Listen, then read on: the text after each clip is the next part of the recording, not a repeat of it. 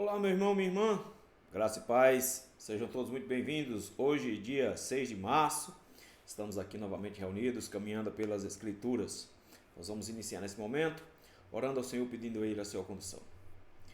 Senhor, meu Deus, graças te rendemos, meu Pai, pelo privilégio que nos é dado de podermos, meu Senhor, parar um pouco durante o nosso dia, nos juntarmos às nossas famílias, abrirmos a Tua Palavra e meditarmos nela. Te rogamos, meu Deus, que o Senhor, no nome de Jesus, nesse momento, nos dê, meu Pai, da Tua instrução, de tal maneira, meu Pai, que sejamos abençoados com a Tua voz. Te rogamos isso no nome santo de Jesus Cristo. Amém. Queridos, vamos abrir as nossas Bíblias no livro de Atos dos Apóstolos, capítulo de número 21. Atos dos Apóstolos, capítulo de número 21.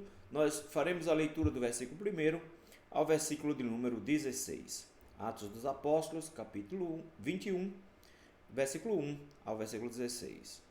Nos diz assim a palavra do Senhor. Depois de nos apartarmos, fizemos-nos a vela e, correndo em direitura, chegamos a Cós, no dia seguinte a Rhodes e dali a Pátara. Achando um navio que ia para a Fenícia, embarcamos nele, seguindo viagem. Quando Chipre já estava à vista, deixando-a à esquerda, navegamos para a Síria e chegamos a Tiro, pois o navio devia ser descarregado ali. Encontrando os discípulos, permanecemos lá durante 7 dias. E eles, movidos pelo Espírito, recomendavam a Paulo que não fosse a Jerusalém.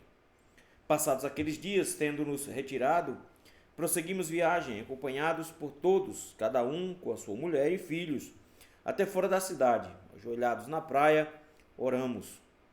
E despedindo-nos uns dos outros, então embarcamos e eles voltaram para casa.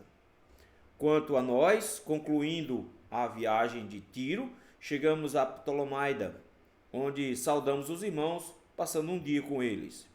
No dia seguinte, partimos e fomos para Cesareia.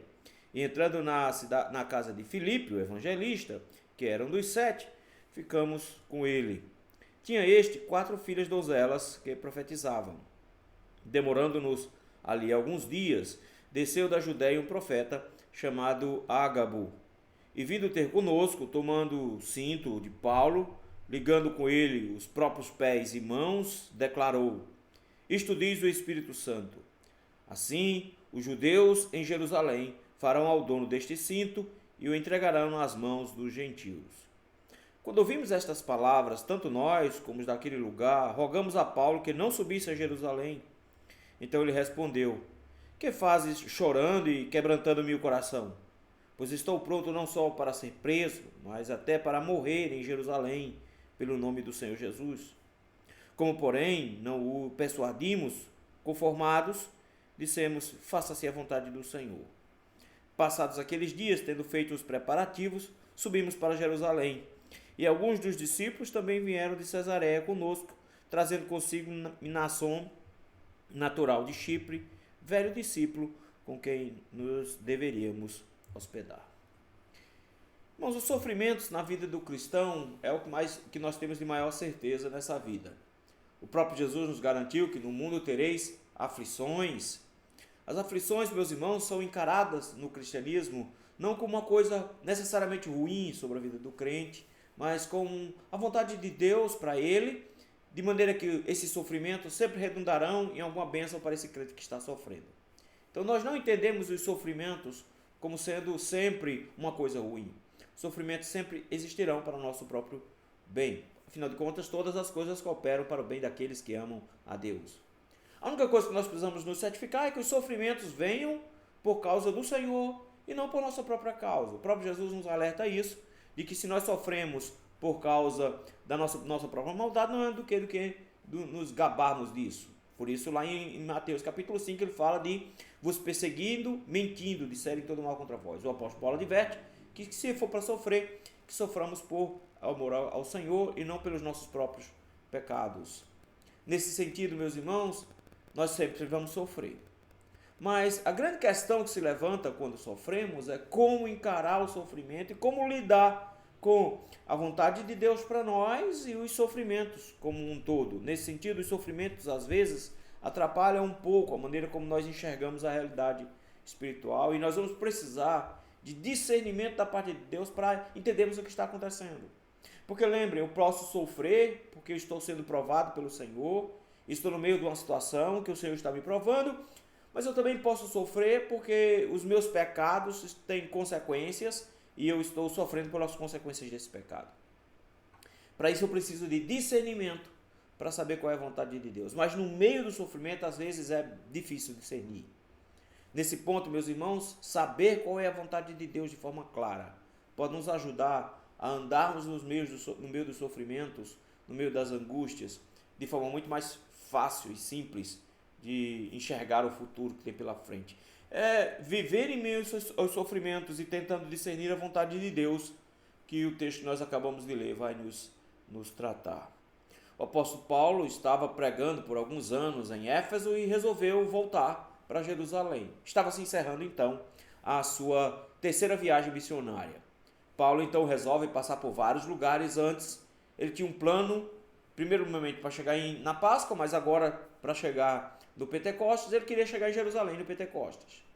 Paulo então vai passando por várias cidades, até que nesse retorno, Paulo parou no capítulo número 20, na cidade de Mileto, manda chamar os presbíteros de Éfeso e dá uma série de recomendações a esses presbíteros de Éfeso de como eles deveriam lidar com a igreja do Senhor. Em meio a essas recomendações que Paulo traz aqui para a igreja de Éfeso, ele fala que ele sabia que haveriam sofrimentos, afinal de contas, para cada cidade por onde ele passou, foi dito a ele que ele iria sofrer na cidade de Jerusalém, mas que ele estava disposto a enfrentar esses sofrimentos. Ele diz isso no versículo número 23. Versículo 22. E agora, constrangido em meu espírito, vou para Jerusalém, não sabendo o que ali me acontecerá, senão que o Espírito Santo de cidade em cidade me assegura que me esperam cadeias e tribulações. Porém, nada considero a vida preciosa para mim mesmo, contanto que completa a minha carreira, o ministério que recebi do Senhor Jesus, para testemunhar o Evangelho da graça. O apóstolo Paulo está entendendo da parte do Espírito que era essa a vontade de Deus, que ele fosse para Jerusalém. Ele já tinha estabelecido isso lá atrás, ainda no capítulo número 19, quando no versículo 21 diz que cumpridas estas coisas, depois de ele passar esse tempo todo na cidade de Éfeso, cumpridas essas coisas, Paulo resolveu no seu espírito ir a Jerusalém, passando pela Macedônia e Acaia. Considerando depois de haver estado ali, importa-me ver também Roma. Paulo então tinha planos ir para Jerusalém, de Jerusalém ir para Roma. Paulo então resolveu ir para Jerusalém e em meio a esse caminho ele vai sendo avisado o tempo inteiro. E o texto que nós acabamos de ler vai falar desses avisos que ele recebeu, dos sofrimentos que haveriam de vir. Mas em meio a esses avisos, meus irmãos, nós temos ao mesmo tempo a necessidade de discernir a vontade do Senhor. E é sobre isso que eu gostaria de meditar com os irmãos hoje, o sofrimento e o discernimento da vontade de Deus. Primeiramente, nós vemos, queridos, que às vezes os sofrimentos e a tristeza, elas nos dificultam a maneira como nós enxergamos os planos de Deus, e isso pode nos levar à fraqueza, porque afinal de contas nós somos humanos e somos pecadores. A partir do versículo 21 até o versículo de número 12, nós vemos uma coisa muito bonita que Lucas vai fazendo. Lucas está descrevendo a viagem e ele faz praticamente um diário de bordo. Ele dá um passo a passo de todos os lugares por onde ele passa e parando para fazer uma ou outra observação. Então ele está dando todos os detalhes do trajeto, de como está sendo a viagem até chegar em Jerusalém. Por isso que nesses versículos iniciais você tem muitas informações sobre o que aconteceu. E essas informações estão aí justamente porque Lucas estava acompanhando os irmãos. Aí um grupo grande de irmãos, por volta de 9 irmãos, estavam viajando para Jerusalém junto com Paulo. Então Paulo, nessa viagem, vai tomando navios e Lucas vai descrevendo cada um desses pontos. Vejam só comigo o versículo número 1. Depois de nos apartarmos, apartar de quem? Dos irmãos lá de Éfeso. Houve uma despedida muito triste no versículo de número 37, dizendo que eles estavam agarrados no pescoço de Paulo, abraçando, chorando e beijando, porque estavam tristes, porque Paulo disse que não os veria mais. Depois disso, desse momento, dessa despedida triste, o texto nos diz que eles se apartaram, pegaram um barco, ele chama de fazemos a vela, correndo em diretura, chegamos a Cós, no dia seguinte a Rhodes e dali a Pátara. Essas três localidades, na verdade, eram passagens. Eles pegaram provavelmente um navio pequeno de transporte de carga, não existia navio para transporte exclusivo de passageiros naquela época, isso era muito raro, então no geral eles levavam cargas no navio e eles pegaram um navio relativamente pequeno, junto com essas cargas, e foram passando por essas cidades, que eram cidades importantes, mas que o texto diz que eles simplesmente estavam passando. Versículo número 2 diz que, chegando a Pátara, eles trocaram de navio, achando um navio que ia para a Fenícia. Esse trajeto inicial levou poucos dias, mas agora eles precisam fazer um trajeto muito maior. O plano é chegar à Fenícia. Na verdade, o plano é chegar a Tiro, versículo número 3. É uma viagem longa agora, por volta aí de 650 quilômetros mais ou menos. E por isso mesmo o versículo nos diz que eles pegaram outro navio, achando um navio que ia para a Fenícia, embarcamos nele seguindo viagem. Esse navio era um navio maior, porque se você prestar atenção, o outro navio vinha costeando a margem do mar. Esse outro não, ele vai pegar por dentro e vai direcionar-se direto para a Fenícia. E foi isso que eles fizeram, versículo número 3. Eles dizem que eles, quando Chipre já estava à vista, e vocês vão lembrar de Chipre, porque era a terra do diácono Barnabé, foi por onde começou a primeira viagem missionária. O texto diz que eles deixaram Chipre à esquerda, continuaram a navegação em direção à Síria, chegando até a cidade de Tiro. Acontece que, como era um navio de carga e as pessoas iam junto com esses navios, eram navios grandes, esse navio precisava ser descarregado. E para descarregar um navio desse demorava. Então, por isso que o texto nos diz que eles ficaram ali. E eles passaram 7 dias, versículo número 4, naquele lugar. Precisava passar 7 dias porque o navio estava sendo descarregado ou provavelmente ia ser recarregado com outro tipo de mercadoria para que a viagem continuasse. E eis agora uma oportunidade especial para Paulo. O texto nos diz que, chegando então a Tiro, enquanto descarregavam, ficando ali 7 dias, eles então resolveram encontrar os irmãos, os discípulos. Encontrando os discípulos, permanecemos lá durante 7 dias. A cidade de Tiro, meus irmãos, é muito conhecida, ela vai aparecer outras vezes aqui também no livro de Atos. A cidade de Tiro foi visitada pelo próprio Jesus Cristo, vocês lembram disso? Ele esteve nessa cidade quando encontrou com uma mulher sírio-fenícia que tinha uma filha doente e que teve toda aquela conversa de que Jesus disse que não deveria dar comida que era para os filhos aos cachorros, e ela disse que os cachorrinhos comiam comida que caía da mesa, e o Senhor findou curando-a porque a fé dela era especial. Mas necessariamente não temos aqui referência de pessoas convertidas desse período, porque na verdade eles não atenderam o evangelho do Senhor. No entanto, lá no início do capítulo de Atos, vai nos dizer que quando houve a perseguição que Paulo tinha implementado, lembra? Depois da morte de Estevão, a perseguição se expandiu, muitos irmãos fugiram, e lá diz que alguns irmãos fugiram e foram em direção à Fenícia.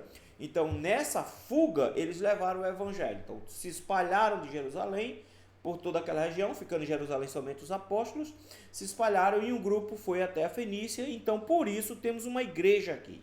Então, essa igreja foi fundada, provavelmente, pelos irmãos que estavam fugindo da perseguição lá em Jerusalém, lá atrás. E o texto nos diz que encontraram esses irmãos, ficaram 7 dias com ele, mas parece que no versículo 4 nós temos uma contradição, porque o texto diz assim: e eles, esses irmãos, movidos pelo Espírito, recomendavam a Paulo que não fosse a Jerusalém. Parece estranho porque o apóstolo Paulo está indo para Jerusalém justamente movido pelo Espírito. Lá de Éfeso ainda a gente tem essa impressão de que Paulo está sendo conduzido e ele sabe que é a vontade de Deus que ele vá para Jerusalém. Mas já foi nos dito no texto anterior, no versículo de número 23, que o Espírito Santo estava avisando para Paulo, em cada cidade por onde Paulo passava, de que ele seria preso. Então, aqui dificilmente seria outra coisa. Chegando a Tiro, então, os irmãos também já sabiam que Paulo seria preso. Ao que tudo indica, já estavam sendo avisados pelo Espírito Santo também de que Paulo passaria por essa situação. A impressão que o texto dá é que o Espírito estava dizendo que Paulo não deveria ir. Mas, na verdade, ao que tudo indica, o que está acontecendo aqui, é que esses irmãos já estavam sendo movidos pelo Espírito Santo para informar a Paulo, mas que estavam interpretando errado o que Paulo estava ouvindo da parte do Espírito. Nós vamos ver isso mais à frente aqui. O que acontece, na verdade, é que o Espírito Santo estava informando o tempo inteiro de que Paulo ia para Jerusalém e ia ser preso. E eles estavam deduzindo que o Espírito Santo estava dizendo que não era para Paulo ir para Jerusalém. Então, o que eles estão fazendo é uma dedução com base na prerrogativa de que Paulo vai sofrer. Note como os sofrimentos, meus irmãos, distorcem a nossa visão. Bem verdade que as lágrimas, elas embaçam o nosso olhar de tal maneira que nós nem sequer conseguimos direito enxergar qual é o plano de Deus em meus sofrimentos. É isso que está acontecendo com esses irmãos aqui. Eles não estão enxergando de forma concreta qual é o plano de Deus. Por que Paulo iria para Jerusalém só para sofrer? E o Espírito Santo fica avisando o tempo inteiro para Paulo de que Paulo vai sofrer. Então, se o Espírito Santo está avisando o tempo todo para Paulo que ele vai sofrer, não é para Paulo desistir, não. Será que Paulo não está sendo simplesmente teimoso, está caminhando em direção a Jerusalém e o Espírito Santo está avisando para ele que ele vai sofrer para ele desistir? Pelo menos parece ser essa a concepção dos irmãos.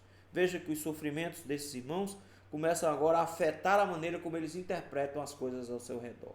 Na verdade, eles estão recomendando Paulo, que Paulo não fosse para Jerusalém, aqui no versículo número 4, mas o texto diz que Paulo não se importou com isso, Paulo permaneceu, mas mostra, meus irmãos, um outro passo na tristeza.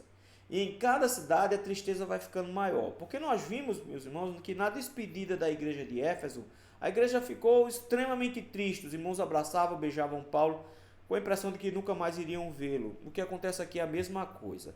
Veja que coisa bonita é a igreja aqui, como ela está completamente unida a Paulo. Versículo número 5 diz que passados aqueles dias, os 7 dias que eles estavam na cidade de Tiro, tendo-nos retirado, prosseguimos viagem, acompanhados por todos. A igreja inteira vai se despedir de Paulo e da sua comitiva. Acompanhados por todos, cada um com sua mulher e filhos. Não foram só os homens que foram acompanhar Paulo até a praia, como foi o caso aqui da despedida dos irmãos lá na cidade de Mileto, por parte dos presbíteros em Éfeso. Aqui a igreja toda acompanha, inclusive as crianças. As crianças são levadas também para se despedir de Paulo. Eu fico pensando aqui, a imagem que uma criança dessa mais tarde dentro da igreja tinha do apóstolo Paulo, dessa oração que aconteceu aqui, porque o texto nos diz que todos foram lá com suas famílias, esposas e filhos, e lá na praia mesmo, na areia da praia, se ajoelharam e oramos. Pela segunda vez o texto nos diz que eles estavam na praia, eles ajoelharam-se e oraram. Versículo número 36 do capítulo 20 diz que, tendo dito estas coisas, ajoelhando-se, orou com todos eles. Eles estavam de joelhos orando lá em Mileto. Agora em Tiro, de novo, toda a igreja, com as mulheres e com as crianças. A impressão para as crianças, para mim, sempre é especial. Essas garotas mais tarde, lembrando do que estava acontecendo aqui.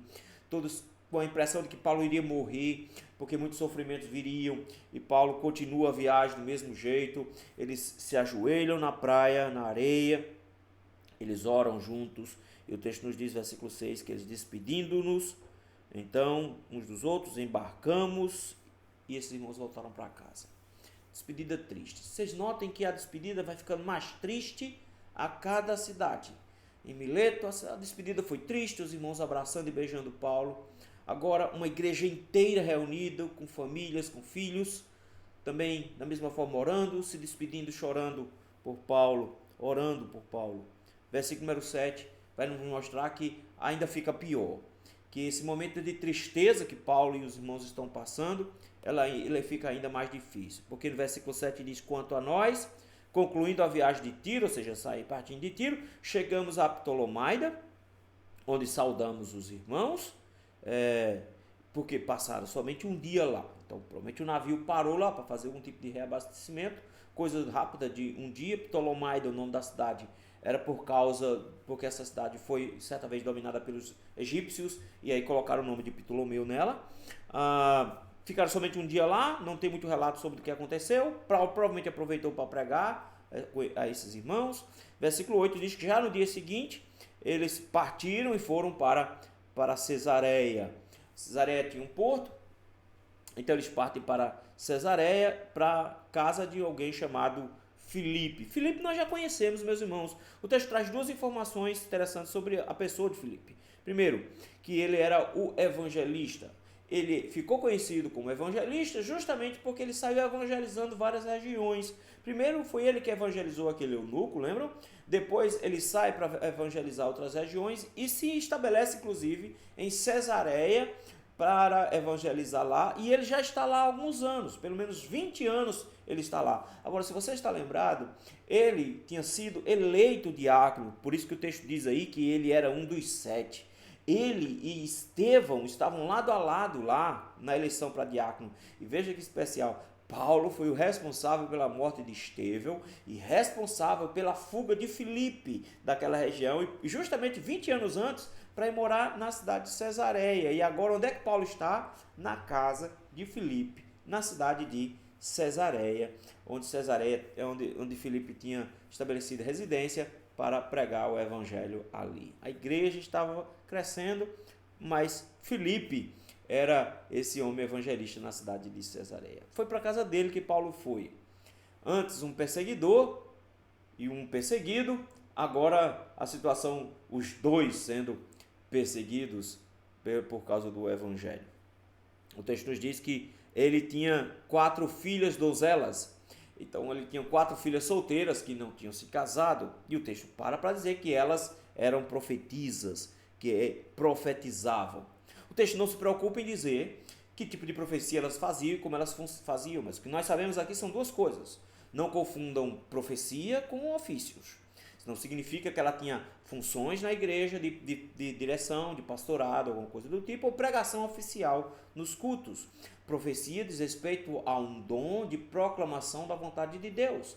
Paulo mesmo vai discorrer sobre profecia em 1 Coríntios capítulo 11, no versículo 5, e no capítulo número 14, versículos 1 e versículo 34, ele vai falar sobre esse dom. Essas irmãs então tinham dons. Então não pense que mulheres não possuem dons como esse. Elas possuem dom do pastoreio, elas podem possuir dom do aconselhamento, elas podem possuir dom da profecia, mas é preciso fazer uma distinção entre o uso do dom. A questão toda aqui não está dizendo que elas eram pastoras da igreja, que elas pregavam no domingo na igreja. O texto simplesmente está dizendo que elas tinham um dom de profecia, ou seja, elas eram usadas pelo Senhor para, por meio do uso da palavra, poder trazer conforto, consolo, orientação e instrução aos membros da igreja.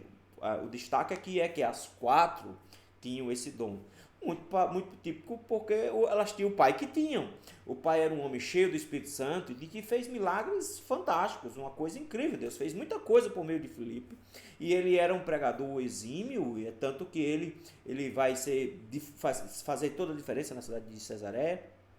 Então nada melhor do que também ter filhas que eram também cheias do Espírito Santo. Elas provavelmente ficaram solteiras, mais tarde eles se mudaram de Cesareia e foram morar fora da cidade. Mas o texto nos diz que eles foram para lá e ficaram alguns dias lá, versículo número 10. A partir daqui nós não sabemos se Paulo vai continuar a viagem a pé, ou se vai continuar a viagem a cavalo, ou se vai continuar a viagem de barco. Mas tem um evento que acontece enquanto ele estava em Cesareia que é importante. Porque nota que o texto diz que eles foram para a casa de Filipe, depois que as 4 filhas de Filipe eram profetisas, e em seguida vai falar de um outro profeta chamado Ágabo, versículo número 10. Demoramos ali alguns dias e desceu da Judéia um profeta chamado Ágabo. Esse profeta, meus irmãos, já é conhecido de todos nós, porque um pouquinho lá atrás, pelo menos 10 anos antes, ele já havia profetizado que haveria uma fome muito intensa em todo o território dominado pelos romanos. Então, essa profecia de que haveria uma fome intensa, inclusive se concretizou em Jerusalém, e inclusive Paulo está trazendo donativos como decorrente dessa fome. Então esse homem já tinha profetizado antes e ele já era reconhecido justamente por essas previsões futuras. Vejo que profecia aqui tem um modo muito parecido com o do Antigo Testamento, de predizer o que vai acontecer. Não de eventos de longa distância, mas de eventos de curta distância, mas ainda existe algum aspecto da previsão, de profeta como uma previsão de algo que vai acontecer. Veja que ele inclusive se comporta como se fosse um profeta do Antigo Testamento.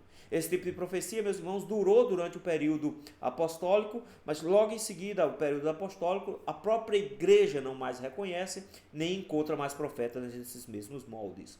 porque o Senhor estava consolidando a sua igreja nesse momento e esses dons ainda estavam vigentes. No futuro, nós vamos ver que o Senhor incorpora o dom de profecia a ofícios como o ofício do pastorado, do presbiterado. No caso aqui, o Ágabo vem da Judéia, veja, ele vem lá da região de Jerusalém para entregar uma mensagem especificamente para o apóstolo Paulo. Versículo número 11 diz que ele veio ter conosco e chegando lá pegou o cinto de Paulo, amarrou as próprias mãos e os próprios pés. Ele está usando uma forma muito típica do Antigo Testamento. Foi usada por Isaías, foi usada por Jeremias, foi usada por Ezequiel, que era a encenação da profecia. Não só dizer o que haveria de acontecer, mas encenar de alguma forma o que haveria de acontecer. Ele pega o cinto de Paulo, provavelmente um cinto de tecido, amarrou os pés e as próprias mãos, não as mãos de Paulo, mas as próprias mãos, e anunciou a mensagem dos modos como se faz em uma profecia do Velho Testamento. Assim diz o Espírito Santo, vejam, assim diz o Senhor. Assim os judeus em Jerusalém farão aos donos desse cinto e entregarão nas mãos dos gentios. Ele está repetindo uma coisa que Paulo já sabia, porque Paulo já disse lá atrás que em cada cidade por onde ele passava, ele já sabia que isso iria acontecer. É tanto que durante esse período, lembrem, Paulo escreveu uma carta para a igreja de Roma, que nós conhecemos como a carta aos Romanos.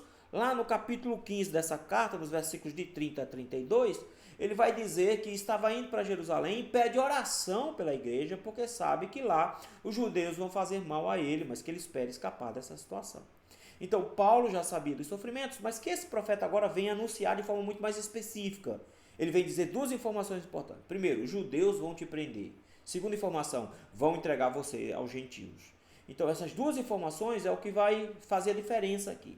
Ele está dizendo, você vai ser preso pelos judeus, mas você vai ser entregue aos gentios. A imagem, meus irmãos, é de uma tristeza muito grande. Por isso mesmo, o texto nos diz que quando eles ouviram isso, eles ficaram ainda mais angustiados. Porque, de novo, eles estão com aquela impressão de que se o Espírito Santo está avisando o que vai acontecer, é para Paulo evitar que isso aconteça. E Paulo não entende assim. Como eles estão confusos com relação a qual é a vontade de Deus diante dessas profecias, versículo de número 12 e 13 nos mostra como eles estão confusos. Quando ouvimos essas palavras, ou seja, a profecia de Ágabo, tanto nós como daquele lugar, então note que agora o negócio ficou complicado. Por quê? No primeiro momento, eles sabiam que Paulo ia sofrer, a igreja estava sofrendo, mas o grupo que ia com Paulo estava firme. No segundo momento, em Tiro, eles descobrem que ele vai sofrer, a igreja está sofrendo, mas o grupo que está com Paulo ainda está firme. Lucas diz agora no versículo número 12 que todo o grupo agora desanimou. Todos os que estavam ali presentes. Não só a igreja de Cesareia, mas também os irmãos que estavam com eles. E Lucas se coloca junto. Está vendo? Lucas também começou a entender de que esse aviso constante do Espírito Santo era para Paulo desistir. Não estaria então Paulo sendo teimoso, então, insistindo com uma coisa que não deveria ser feita? Afinal de contas, lá atrás, quando Paulo estava enfrentando o tumulto gerado por Demétrio lá em Éfeso, Paulo estava querendo se arriscar e ir encontrar com os irmãos lá no Areópago. E foi preciso que um grupo de irmãos se intervisse, no versículo número 30, 31, para dizer, não vá. E eles conseguiram dissuadir Paulo de ir, porque se Paulo fosse, Paulo tinha morrido. Não seria então essa a oportunidade de fazer isso de novo? É por isso que o texto nos diz que quando eles ouviram essas palavras, versículo 12, tanto nós, Lucas e os outros, como os daquele lugar, a igreja de Cesareia, rogamos a Paulo que não subisse a Jerusalém. Rogamos a Paulo que ele não subisse para Jerusalém. O sofrimento tinha impactado. De novo, eles estavam tristes com a informação de que haveria sofrimento. Mas eu quero que você note uma coisa. Ágabo não disse que Paulo ia morrer, mesmo que Paulo achasse que ia morrer. Mas Ágabo não disse que Paulo ia morrer. Ágabo disse que Paulo seria preso e em seguida reconduzido para a mão dos gentios. Foi isso que Ágabo disse. Mas eles estavam querendo evitar que Paulo sofresse. Eles tinham muito amor por Paulo. Então os sofrimentos deles embaçaram a visão clara deles. Eles começaram a interpretar o que o Espírito Santo estava dizendo de uma forma errada. Eles começaram a interpretar que o que o Espírito Santo estava dizendo era: Paulo, abra os olhos e não vá para Jerusalém, porque você não vai sofrer, você vai sofrer.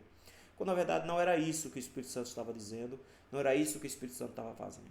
Mas isso nos leva, meus irmãos, a uma lição muito importante. Às vezes o sofrimento embaça a nossa visão a ponto de nós não conseguirmos discernir de forma clara qual é a vontade de Deus no meio daquela situação toda. Às vezes os sofrimentos fazem com que a gente fique tão perdido, a ponto de não conseguirmos discernir a vontade do Senhor. E o que é que nós precisamos fazer? Nós precisamos parar um pouco, pensar um pouco e buscar a instrução da parte de Deus para sabermos exatamente o que o Senhor quer que nós façamos. Porque às vezes os sofrimentos fazem com que a gente veja portas abertas onde Deus não quer que nós passemos por essas portas. Às vezes o sofrimento nos faz procurar soluções que parecem soluções mais piedosas, mas que na verdade não são. Nem sempre que as oportunidades surgem para fugir do sofrimento é a vontade de Deus. Às vezes a vontade de Deus é experimentarmos os sofrimentos o tempo todo, porque Ele quer trabalhar conosco. E Paulo tem consciência disso, e por isso mesmo o texto vai nos dizer que Paulo agora vai reagir. Então, em meio aos sofrimentos e para discernirmos a vontade do Senhor, nós vimos que a tristeza e o sofrimento às vezes confundem-nos a ponto de nós não sabermos discernir a vontade do Senhor com clareza. Para isso, meus irmãos, então é preciso ter certeza de qual é a vontade de Deus, para que Ele nos dê a fortaleza necessária. Versículo 13 diz que Paulo vai responder os irmãos. E Paulo não responde bem àquela pressão emocional que estava acontecendo ali, porque Paulo está sendo afetado por essa pressão toda. Por isso ele coloca duas coisas. Primeira coisa ele diz assim: que fazeis chorando e quebrantando-me o coração?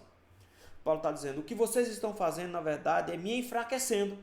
O que vocês estão fazendo, na verdade, é me acovardando diante do que está por vir. Vocês não estão me ajudando a ter forças para desempenhar o que eu preciso desempenhar.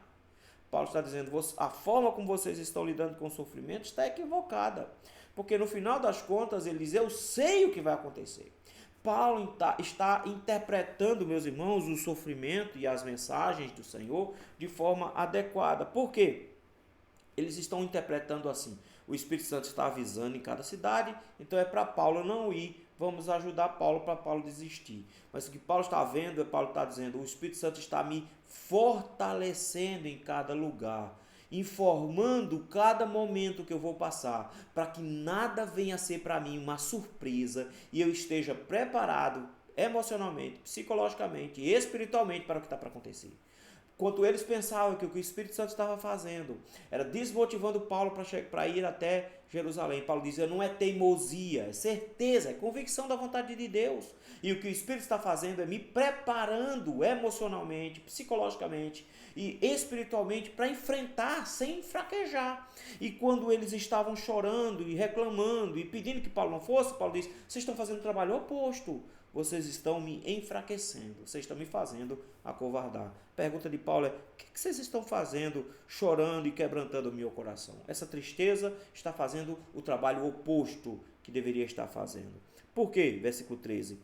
Segundo lugar, porque estou pronto não só para ser preso, mas até para morrer em Jerusalém pelo nome do Senhor Jesus. E essa é a grande convicção de Paulo. Paulo diz, eu vou por causa do nome do Senhor Jesus.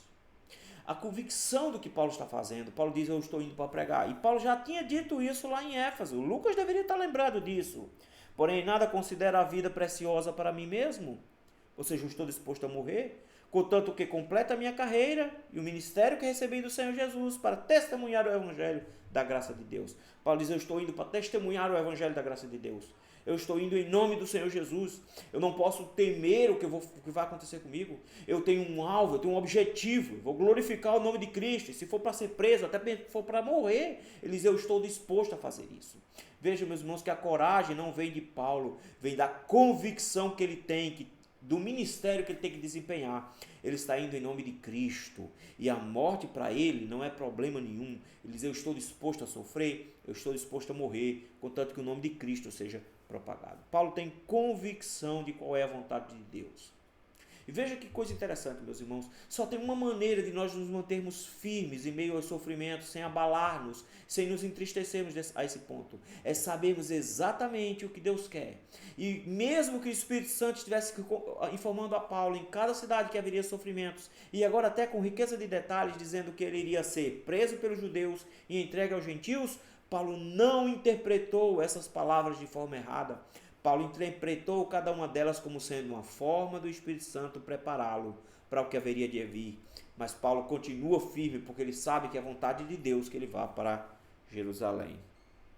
O que acontece aqui, versículo de número 14, é que eles não conseguiram mudar a opinião de Paulo. Pelo contrário, Paulo ia pregar em nome do Senhor Jesus. Paulo vai continuar pregando em nome do Senhor Jesus. Por isso, versículo 14 diz, porém, não persuadimos. Nós não conseguimos convencer Paulo.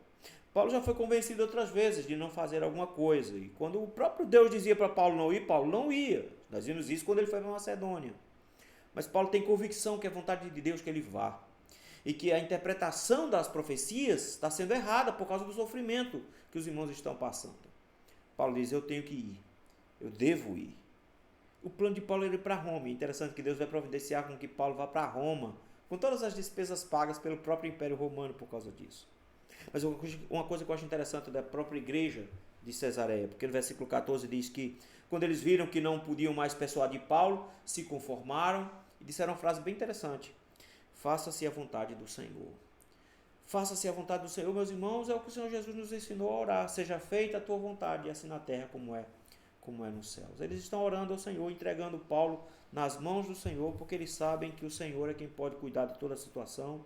Então, seja feita a vontade do Senhor. Eles passaram alguns dias ali, versículo número 15, fizeram alguns preparativos. A distância entre Cesareia e Jerusalém é curtinha, então eles provavelmente foram a cavalo, passaram somente um dia de viagem. De Cesareia, eles levaram com eles um grupo de irmãos da igreja. Os irmãos da igreja não quiseram que Paulo chegasse lá somente acompanhado dos 9, mas foi um grupo maior de Cesareia. Inclusive foi um homem chamado Minasson, que era da cidade de Chipre.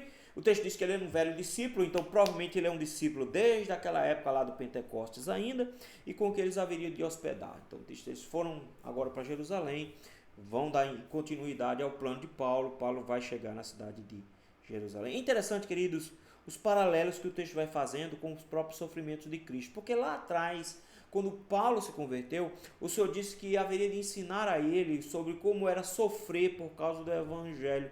E Paulo vai tomar esse conceito, meus irmãos, muito para si, dos paralelos que existem entre o que está acontecendo aqui e o que aconteceu com o próprio Cristo. Por exemplo, o texto nos mostra um Paulo que está completamente desejoso e intencional para ir para Jerusalém.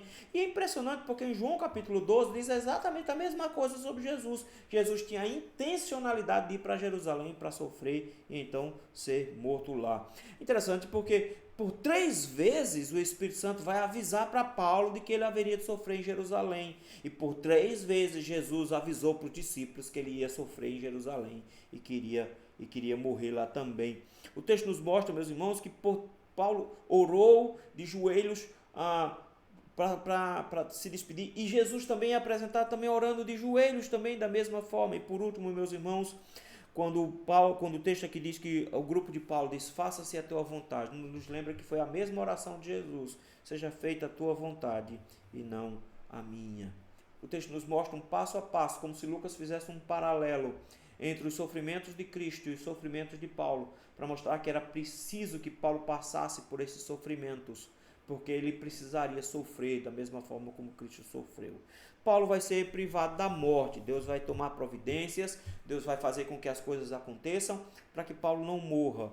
Mas como é difícil, meus irmãos, enfrentar um sofrimento desse. Eu fico imaginando como seria eu ou você vivenciando essa situação toda, tanto no lugar de Paulo, que está sendo avisado o tempo inteiro, e imagina a angústia no seu coração, sabendo que ele é que vai apanhar, como por parte da igreja, tendo o tempo inteiro vendo o seu pastor amado passando por essa situação toda. Isso nos traz pelo menos 2 lições, meus irmãos, que a gente deveria aprender com relação a como discernir a vontade do Senhor em meio ao sofrimento. Em primeiro lugar, a gente precisa entender: às vezes o sofrimento embaça a nossa visão de tal maneira que fica difícil mesmo discernir qual é a vontade do Senhor.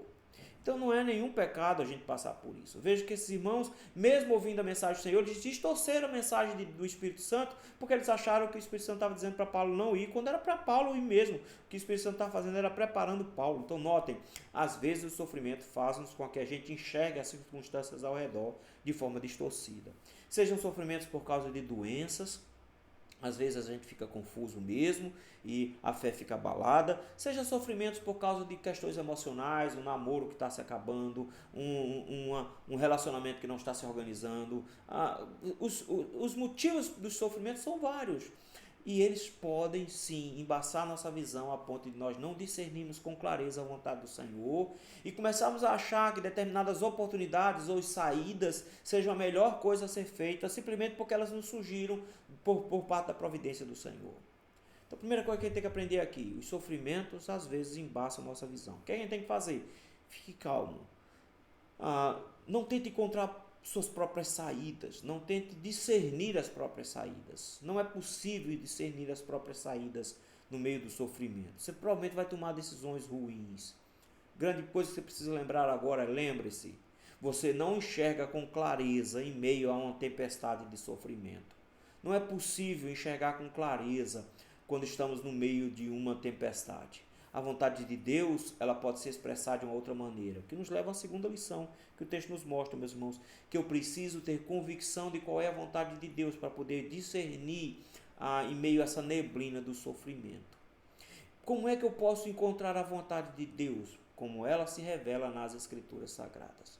Os sofrimentos, meus irmãos, podem nos trazer dificuldade a ponto de a gente ficar confuso. Por que caminho andar? Só a Escritura vai poder traçar um caminho claro para a gente conseguir enfrentar os sofrimentos. Então, meu irmão, a gente precisa discernir alguns pontos. Por que eu estou sofrendo? Eu estou sofrendo como consequência dos meus pecados? Se eu estou sofrendo como consequência dos meus pecados, desdobramento de alguma coisa que eu fiz ou de alguma coisa com a qual eu estou me comportando, eu devo aprender da parte do Senhor que a melhor coisa que eu posso fazer não é tentar fugir do sofrimento, é rogar perdão e misericórdia ao Senhor. Eu tenho que confessar o meu pecado ao Senhor, eu tenho que abandonar o meu pecado ao Senhor e de forma resiliente, sem reclamar e sem murmurar, suportar os sofrimentos decorrentes do meu pecado, porque eu mesmo busquei esse sofrimento. Mas se os meus sofrimentos vêm de uma provação que eu não busquei, mas que Deus impôs a mim, porque Ele quer de alguma forma trabalhar com o meu coração, eu preciso me lembrar de que essas aflições precisam ser suportadas em nome de Cristo. E que eu devo abraçar esses sofrimentos com muita clareza de que é a vontade do Senhor. E mesmo que Ele me tire tudo, que tudo dê errado, a certeza de que a vontade do Senhor é para o meu bem, isso deveria me consolar o coração. Então, seja qual for a fonte dos sofrimentos, nós precisamos buscar na vontade escrita da palavra, na vontade de Deus escrita na palavra, qual é o direcionamento que Ele quer para nós. Nós vamos buscar na palavra do Senhor a instrução da parte do Senhor sobre para onde nós devemos andar, porque só ela pode ser lâmpada para o nosso caminho. Só a palavra pode nos fazer discernir em meio à neblina do sofrimento qual é a vontade do Senhor. E foi exatamente isso que Paulo procurou. Ele sabia qual era a vontade de Deus. Isso trouxe clareza para ele, para saber exatamente como se comportar quando os sofrimentos estavam batendo à sua porta. Os sofrimentos vão vir, meus irmãos. Nós estamos no mundo caído e eles sempre vão chegar até nós. Nós vamos sempre nos lembrar que a capacidade dele de embaçar a nossa visão é grande. E vai ser difícil discernir a vontade do Senhor. Mas buscar a palavra do Senhor, a instrução da parte do Senhor, para discernirmos as circunstâncias. Ao discernirmos a vontade do Senhor, vai ser muito mais fácil lidarmos com sofrimentos. Mesmo que eles venham rasgar o nosso coração, nós teremos sempre a certeza de que o Senhor nos ama e que estará conosco. Vamos orar? Meu Deus, obrigado, Senhor, porque o Senhor nos permite sofrimentos e que em meio aos nossos sofrimentos o Senhor nos ama e nos conduz. Até em meio aos sofrimentos, meu Deus, que são oriundos do nosso pecado, o Senhor nos mostra ser um Pai amoroso que nos disciplina. Mas às vezes, Senhor, nós ficamos confusos quando estamos sofrendo e não conseguimos discernir de forma clara. Por isso, Senhor, dá-nos clareza de raciocínio, capacidade de discernir na Tua palavra a Tua vontade, para que uma vez sabendo qual é a Tua vontade, acalmemos o nosso coração. Ajuda-nos nesse sentido, meu Deus, no nome de Cristo Jesus que te pedimos. Amém. Irmãos, muito obrigado pela companhia, vocês estão sempre aqui conosco, toda quinta-feira. Não se esqueça, se você ainda não é inscrito no nosso canal, se inscreve no nosso canal, nós estamos sempre lançando vídeos aqui com estudos da Palavra do Senhor. Se você é aqui de Recife, domingo de manhã, 9h30 da manhã, nós estaremos lá na Igreja Presbiteriana do Largo da Paz, reunidos, buscando ao Senhor e adorando da mesma forma no domingo à noite, às 6 horas da noite. Nós estaremos reunidos agora, orando ao Senhor, louvando ao Senhor, ouvindo a sua palavra e celebrando a mesa do Senhor também nesse domingo agora. Você é nosso convidado, tá bom? Não se esquece, está aqui no vídeo, dá um joinha lá, ajuda nosso canal também e compartilhe para que outras pessoas fiquem conhecendo nosso trabalho aqui, tá bom? Nós ficamos por aqui e nós voltamos na próxima quinta-feira, se assim o Senhor nos permitir. Até lá, tchau, tchau.